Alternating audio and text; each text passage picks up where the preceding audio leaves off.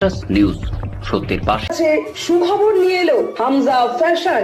Hamza fashion, এখানে আপনি পাবেন মহিলাদের জন্য অত্যাধুনিক সাজ পোশাক, আছে কুর্তি, লেহেঙ্গা, শাড়ি, স্যুট, নকাব ইত্যাদি। আমাদের ঠিকানা Asansol GT road, eastern railway high স্কুলের বিপরীতে। তাহলে আর দেরি কেন, এবার পুজোতে আপনারা সবাই চলে আসুন হামজা ফ্যাশনে।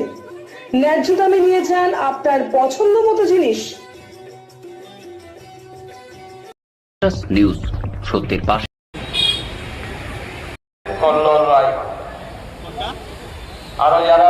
সারা রাজ্যের সাথে সাথে শিল্পাঞ্চলও অত্যন্ত শ্রদ্ধার সঙ্গে পালিত হল কবিগুরু রবীন্দ্রনাথ ঠাকুরের জন্মজয়ন্তী শনিবারের উপলক্ষে। আসানসোল পৌর নিগমের পক্ষ থেকে রবীন্দ্র ভবনে কবিগুরু রবীন্দ্রনাথ ঠাকুরের মূর্তিতে মাল্যদান করেন আসানসোল পৌর নিগমের chairman Amarnath Chatterjee, deputy mayor Asimul Haque, MIC Gurudas Chatterjee সহ পৌর নিগমের বিভিন্ন অধিকারীরা।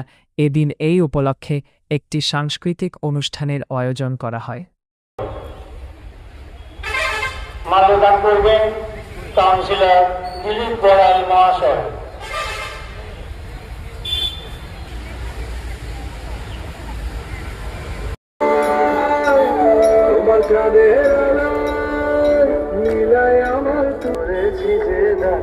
আমার আপন হারা প্রাণ, আমার বাঁধন ছেঁড়া প্রাণ।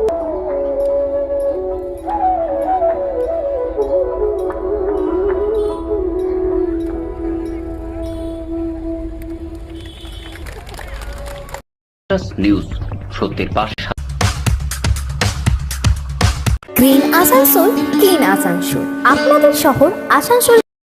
নিউজ সত্যের পাশে। এই দিনে আমরা সকলে একত্রিত হয়েছি। রবি ঠাকুর মানে আমাদের জীবনে, ভারতবাসীর জীবনে এক চির নতুন অধ্যায়।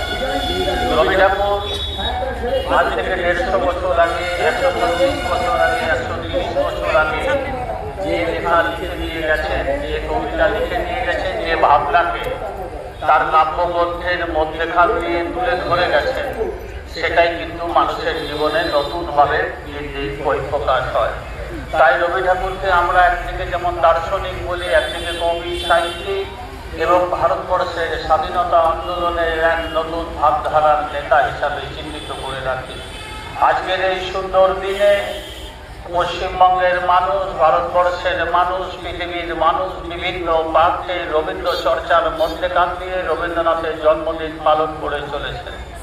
রবি ঠাকুরের গান আমাদের জীবনের ইতিহাস, আমাদের জীবনের আগামী দিনের পথ চলার ইতিহাস, আগামী দিনের ভাবনাকে জাগ্রত করার ইতিহাস এবং সঠিকভাবে মানুষ তৈরি করার ইতিহাস। রবি ঠাকুর তার জীবনকে শুধু কাব্যগ্রন্থের মধ্যেই সীমাবদ্ধ করেননি। অনেকেই বলেছেন, বিভিন্ন মানুষ বলেছেন, রবি ঠাকুর যদি চিত্রাঙ্গনের মধ্যে খান দিয়েই থাকতেন, তাতেও কিন্তু তিনি সারা পৃথিবীর মধ্যে বিখ্যাত একজন মানুষ হয়ে যেতেন। তার সৃষ্টি শান্তিনিকেতন আজ মানুষের বিবেকের মধ্যেখানে প্রতিষ্ঠিত হয়ে রয়েছে এবং শান্তিনিকেতন আমাদের একটা পীঠস্থানে পরিণত হয়েছে। আজকে সেই শান্তিনিকেতনের মধ্যেখানে রবি ঠাকুর ভারতবর্ষকে পৃথিবীর বুকের মধ্যেখানে নতুনভাবে পরিচিত করার সুযোগ করে দিয়েছিলেন, সেটা আমরা সকলে জানি।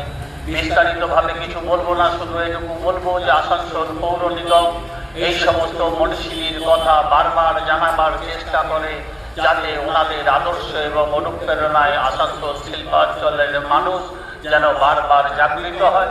আমাদের মধ্যে ডেপুটি মেয়র উপস্থিত রয়েছেন, আমাদের মধ্যে মেম্বার মেয়রের কাউন্সিল গুরুদাস চ্যাটার্জি, ওয়াসিমুল হক, আমাদের প্রলয়, আমাদের বিভিন্ন মানুষজন কর্পোরেশনের উপস্থিত রয়েছেন, মাস্টারমশাইরা রয়েছেন, আমাদের বিভিন্ন সংগঠনের কর্মীবৃন্দ, নেতৃবৃন্দ সবাই এসেছেন, আসানসোল শিল্পাঞ্চলের সাহিত্যিকরা এসেছেন, আমাদের দীপকরা রয়েছেন, আমাদের কুটুমরা রয়েছেন, যারা সারা বছর শিল্পাঞ্চলের এই সংস্কৃতি বিভাগটাকে জাগৃত।